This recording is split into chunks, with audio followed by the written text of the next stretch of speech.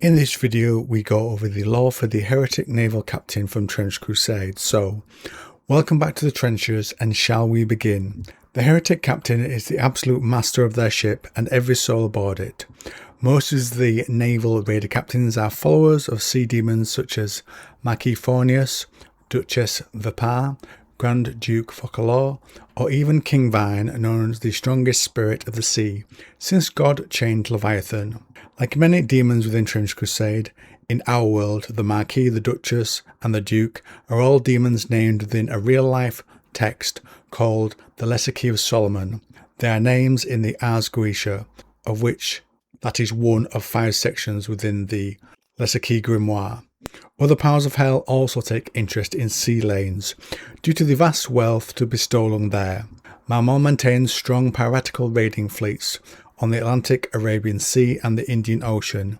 On the Mediterranean, the mighty fleet of Wrath, under the command of the High Duke Marduk, wages ceaseless war against the Papal fleet and other faithful navies during major operations.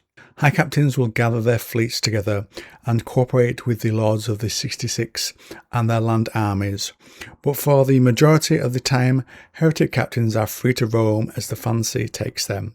Some band together to form raiding fleets, while others operate alone.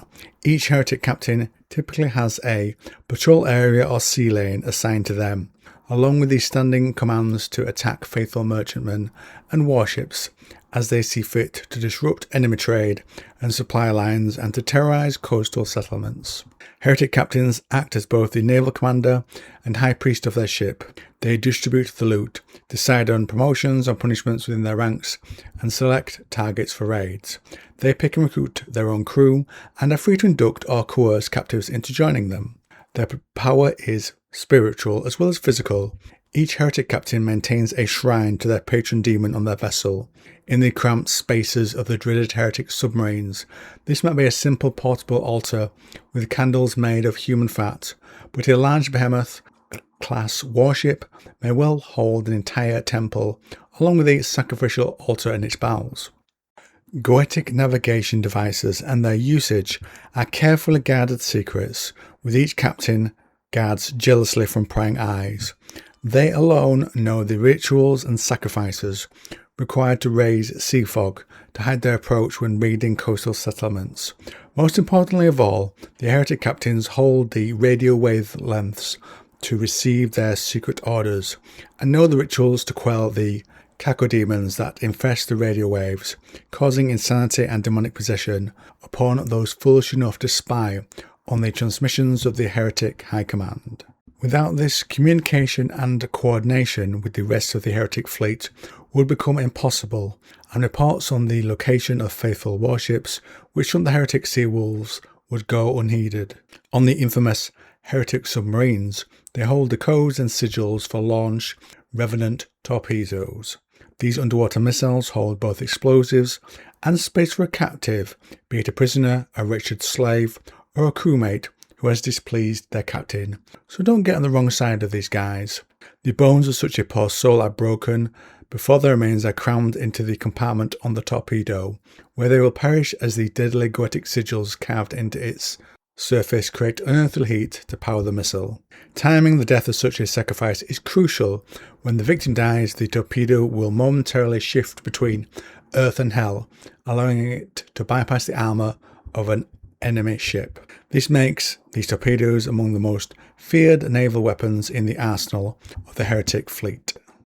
Now, this weapon reminds me of the artillery witches, who can pull an infinite number of infernal bombs from a portal in hell that they manifest in their hand. So that's that sort of a weapon using some sort of dimensional warping technology to penetrate or bypass things. So that feels like a similar concept, a similar application of, we could call it technology or magic, whichever you prefer. Anyway, back on with the lore. Heretic Captains lead their crews in the veneration of and sacrifices to their patron demon, constantly on the alert lest any of their flocks stray from the path, to make offerings to rival infernal nobles, in hope of mounting a successful mutiny.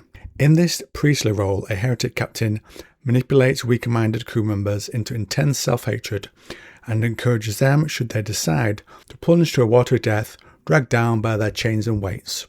With such proper spiritual guidance, the chances of the would-be choristers returning from the depths as one of the undead are far greater. Each infernal noble demands different requirements, vows and duties from the captains under their thrall.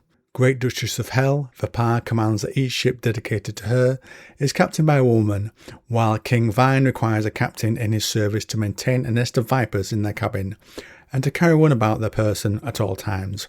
Perhaps they look out for him. During times of crisis, difficult operations, and desperate battles, heretic captains often call upon their patron, seeking additional supernatural assistance. This may be granted, but always at a price. They will take on new vows and submit themselves to new taboos, which they cannot break. Each such action robs them of a little bit of their remaining humanity, and sets them further apart from the rest of their crew. As the years pass by, their vows multiply, tying them ever tighter to their patron, and further apart from their crew, who will come to regard them with both dread and envy. This lonely position makes them strange and paranoid creatures. They are wild, driven men and women, hearing their commands of their infernal patron ever more loudly, striving to fulfill the whims of a master that grows increasingly complex as the years pass.